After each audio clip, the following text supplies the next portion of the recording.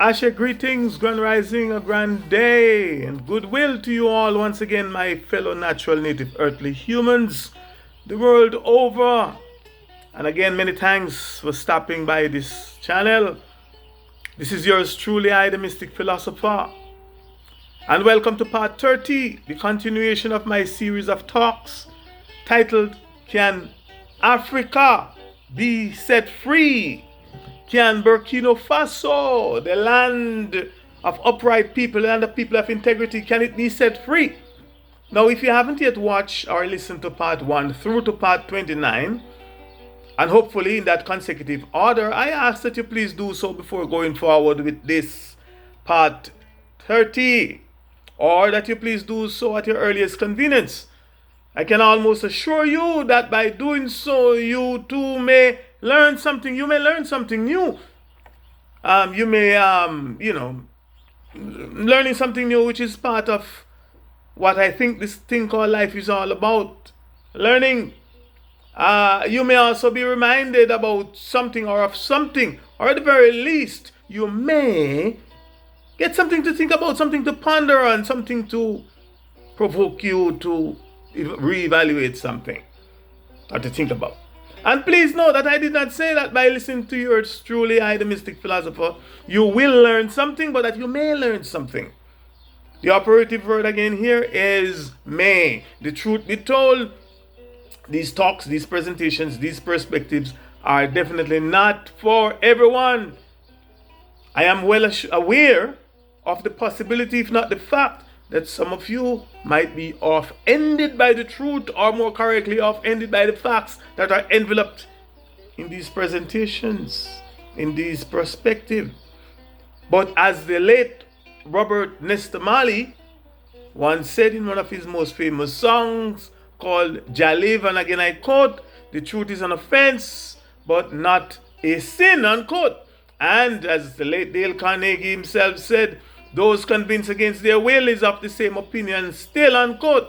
And for the record, I like to remind you all, my listeners, that yours truly, I'm not a con. Neither am I trying to con. I'm not trying to convert, convince, confound, or con anyone, anything. I am just sharing another perspective on a lot of things. And in this series, I am sharing what I perceive and think I know that I know must be done in order for our motherland, Al-Cubaland, commonly called Africa, and by extension all her children, home and abroad, to be free, must, in order to be free. Please note, not for us to get freedom, but for us all to be free. There's a big difference which I've already explained.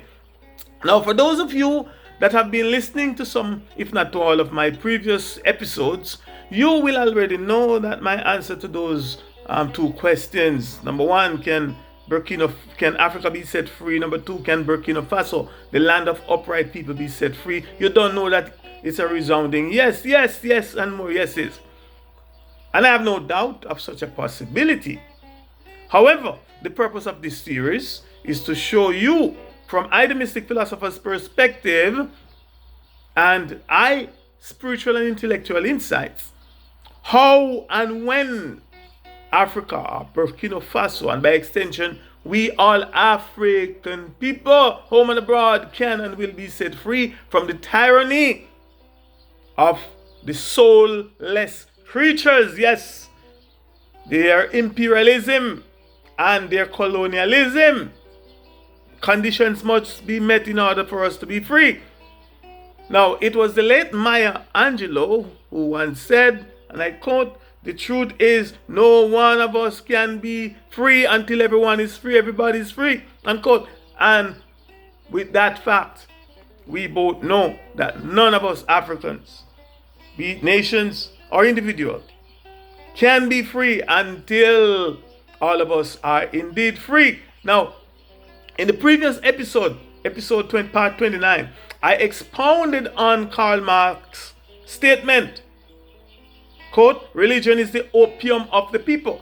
And in doing so, I defined and explained for you what opium is, and by extension, what heroin and opioids, the derivatives of opium are, and that they are both narcotic drugs. And I also defined and explained what is a drug, and in particular, what is a narcotic drug. And just to refresh your memory, I told you that according to one online English dictionary, quote, a drug is a medicine or other substance which has a physiological effect when ingested or otherwise introduced into the body. And I also give you a Wikipedia renders the meaning and definition of a drug or of drug as follows, and I quote, a drug is any chemical substance other than nutrient or an essential dietary ingredient, which when administered to a living organism produces a biological effect, unquote. And according to Yahoo AI, the word narcotics, or the Greek meaning of narcotic, is derived from the word narkotikos, which means to make numb or to be numbed, unquote. And I also highlighted the truth, or if you most prefer, the fact that Karl Marx made by equating religion to opium. And so, to simplify his analogy, I came up with the equation: religion equal opium equal opioids equal narcotics equal drugs, meaning they have the same effects on their victims' lives. It makes its victims not only numb but dumb and blind as well. Religion equal opium equal opioids equal narcotic drugs equal drugs makes victims numb to reality, meaning because of their religious intoxication, aka their religious indoctrination, their view and interpretation of reality is oftentimes, if not all the time, illogical and unrealistic. Or if you prefer, because of their religious intoxication, aka their religious indoctrination, their view and interpretation of what is really happening around them is oftentimes, if not all the time, illogical and unrealistic. Religion equal opium equal opioids equal narcotics equal drugs makes its victims numb, dumb, and blind to spirituality. It makes them numb, dumb, and blind to spirituality. And in our case, as melanated people, African spirituality and African cosmology. Religion equal opium equal opioids equal narcotics equal drugs makes victims numb, dumb, and blind to injustice. It makes them numb, dumb, and blind to fairness, numb, dumb, and blind to equality, numb, dumb, and blind to basic humanity and basic human dignity and decency. For example, a religious intoxicated person, aka a religious indoctrinated person, and by extension, a religious intoxicated group or race of people, aka a religious indoctrinated group or race of people, be they a religious indoctrinated or intoxicated state, country or nation, etc., will be dumb, meaning lack natural human feelings. Yes, they will be numb, meaning lack natural human feelings, lack empathy, lack sympathy, lack human decency. It makes them numb, rather it makes them dumb, meaning so tight-lipped, so insensitive that they become spineless worms, unable or unwilling to speak up against what is wrong. And blind, meaning they become so religiously intoxicated and indoctrinated that they are unable to feel, hear, and see the suffering, the torturing, the hunger, the pain, the terror, the inhuman condition and injustice, the heinous crimes, the G-sides, the H-sides, you name it or you name them, that are being committed and inflicted on their neighbors. And under their indoctrination and intoxication, they claim to love their neighbors as they love themselves. They will religiously watch and worship their God or gods, their angels, saviors, and prophets in glee.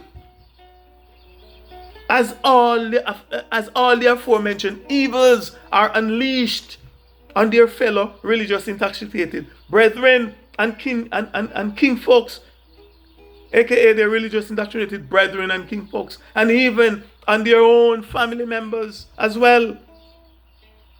Religion equal opium, equal opioids, equal narcotics, equal drugs make its victims suspend their thinking faculty, suspend them being true to themselves, suspend their basic logic, suspend their basic common sense, suspend their natural ability to think critically and analytically, suspend their ability to reason and make decisions based on honesty, knowledge, and facts. Meaning, the proven truth. Religion equal opium, equal opioids, equal narcotic drugs makes its victims lazy. It makes its victims mentally retarded. It makes its victims fearful and full of fear, fearful of questioning things. I have a personal experience that I had when I too was a victim of religion, equal opium, equal opioids, equal narcotic, equal drugs, that I would like to share with you. And the religion was Christianity with the name Yahweh and Yahushua. Now, when I was first converted, listen now, when I was first converted to that faith or that religion, and because of my very inquisitive mind that I wanted to know and needed to know, I had a lot of questions that needed answers in order to solidify my faith. I was then told by my senior elders, pastors, and evangelists, etc., that I should study to show myself approved unto God or unto Yahweh. A workman needed not to be ashamed, rightfully dividing the word of truth. A quote from the book of Timothy, 2 Timothy 2 and verse 15. And I was also told, he shall know the truth, and the truth shall set you free. John 8:32. And another quote, that my people are destroyed for lack of knowledge. Hosea 4:6. Some very profound Bible quotes, at least. And in my most honest and diligent quest for knowledge and to know the truth, I would read and study every bit of religious material that I came across, and especially those that were produced, recommended, and promoted by my religious community. And the more I read, the more questions I had. I remember reading the book of Matthew when I came across the following statement, and I quote, "But Jesus looked at them and said to them, with men things is impossible, but with God all things are possible," unquote. And in what they called Sabbath school, I asked one of my elders who was teaching a class at the time this question: if it is true that all things are possible with Yahweh, is it possible for him to lie? And if yes, wouldn't that make him a liar? He responded to me by saying that was a very blasphemous question and ordered me to sit down. On another occasion, while reading and studying the book of Genesis, I came across the story of Noah building an ark, and Yahweh commanded him to take a pair of all the animals on the earth with him into the ark. See Genesis 6, verse 13 to 22. And there were two things in that story just didn't resonate with me. As it didn't resonate as being practical, factual, sensible, or even remotely possible. And so the next Sabbath during class, I asked the elder, and bear in mind I was not being facetious, I just wanted to learn. I asked the same elder who was teaching these two questions. Number one, Noah had 3 sons, namely Shem, Ham, and Japheth, representing 3 distinct races of people.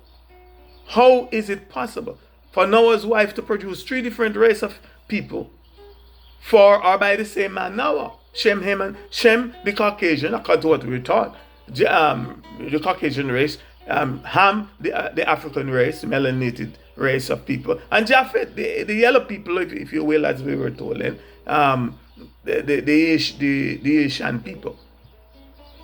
And the third question I asked, did dinosaurs enter the ark?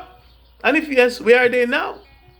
And he responded by saying, Brother J, where the Bible is silent, I too am silent. He said, where the Bible is silent, he's silent. And he ordered me again to sit down. Now, religion equal opium, equal opioids, equal narcotics, equal drugs. And those are just some of the experiences I had and observations that I've made over the years that helped me helped make me come to the conclusion, or made me come to the conclusion that religion makes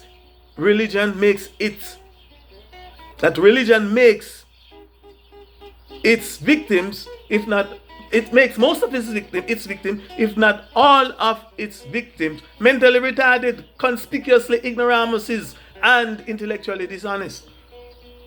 It makes its victims who once were seen, considered, respected, and even featured as being highly intelligent people, sensible people, it turned them into fools.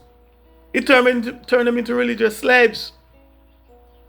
And those are just some of the reasons why I strongly recommend that it be erased from off the continent of Africa and from the minds of our people home and abroad. Ask yourself this question. Please ask yourself this question.